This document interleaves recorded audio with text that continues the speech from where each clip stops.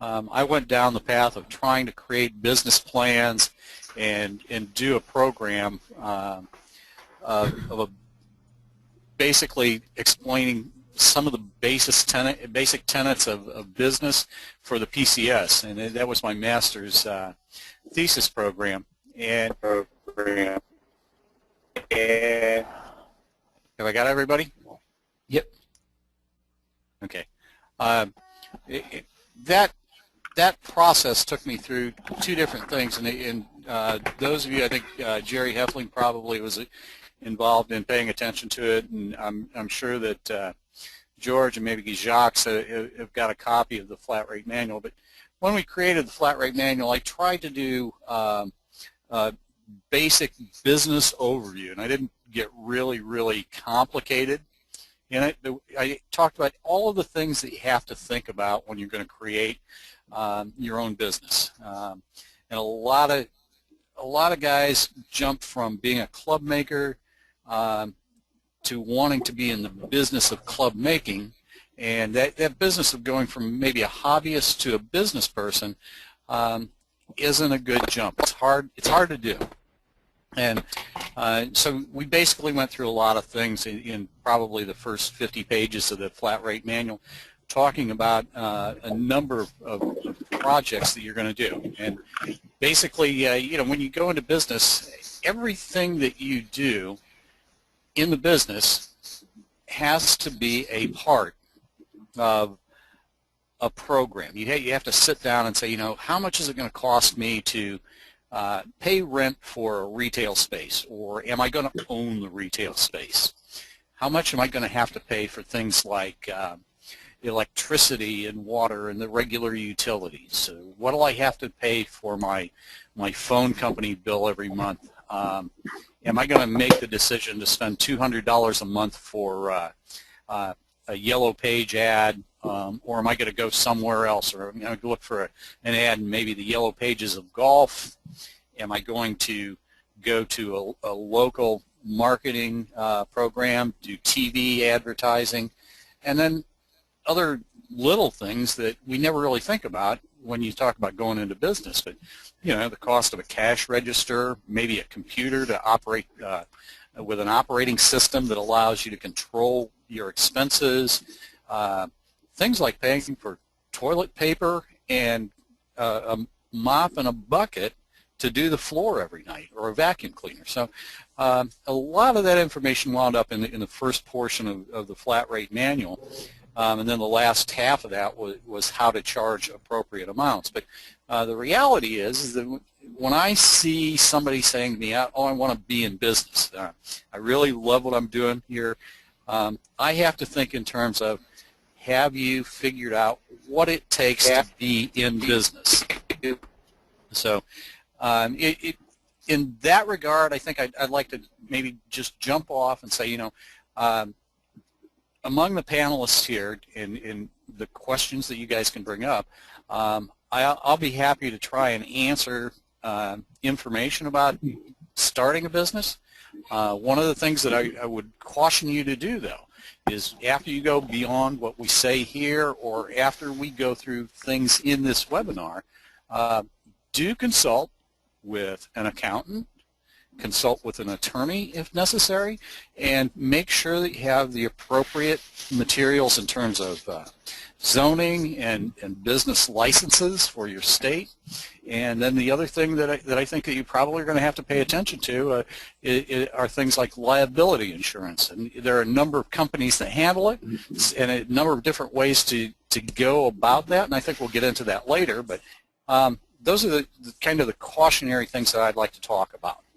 And so I guess, Frank, can we just open it up and let guys throw a few questions out? And other panelists, if you want to jump in, feel free. All right, and I just want to say one thing. If we get some background noise from somebody, I can see where it comes from. So if somebody's mic gets muted all of a sudden, that's the reason why. And then kind of pay attention to, you know, if you got muted, why did you get muted? Were you banging around something in the background, or the microphone getting banged around, whatever. But anyway, everybody here, staff and attendees, microphone is all on. So Go ahead, fire away, guys.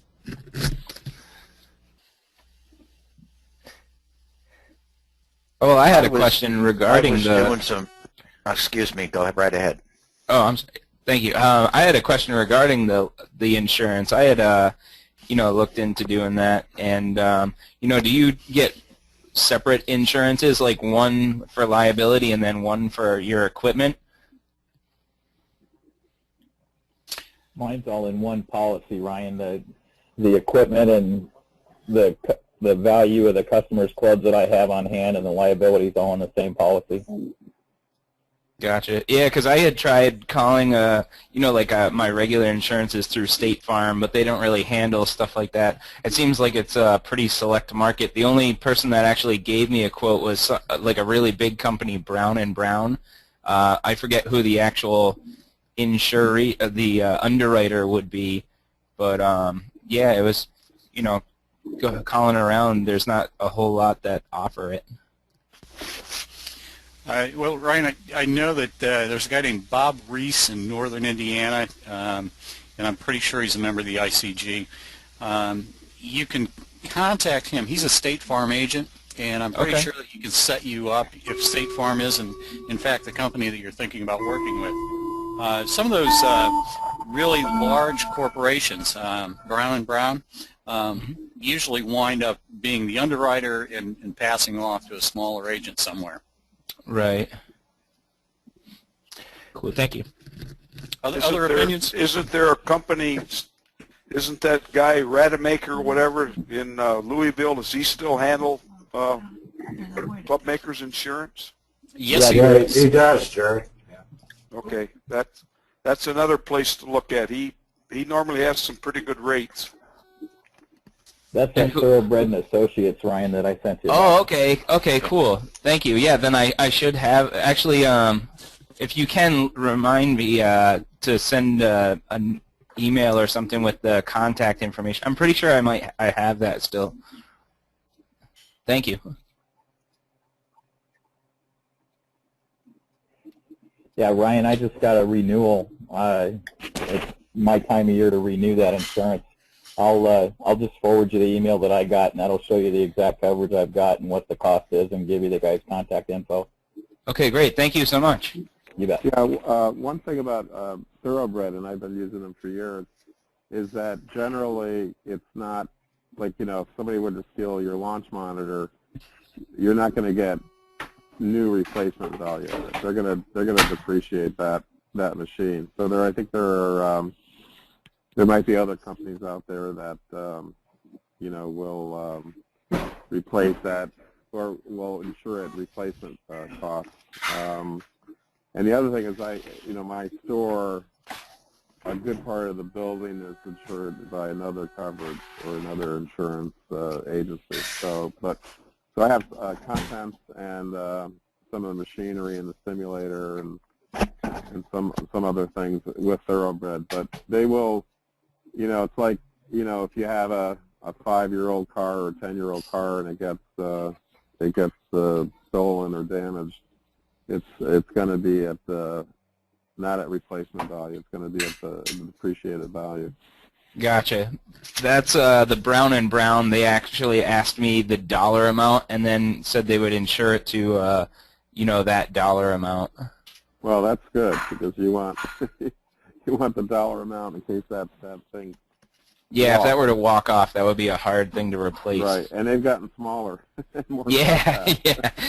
Hey, they got legs too. They're halfway out the door, right? That's right. Cool, I appreciate it. Thank you.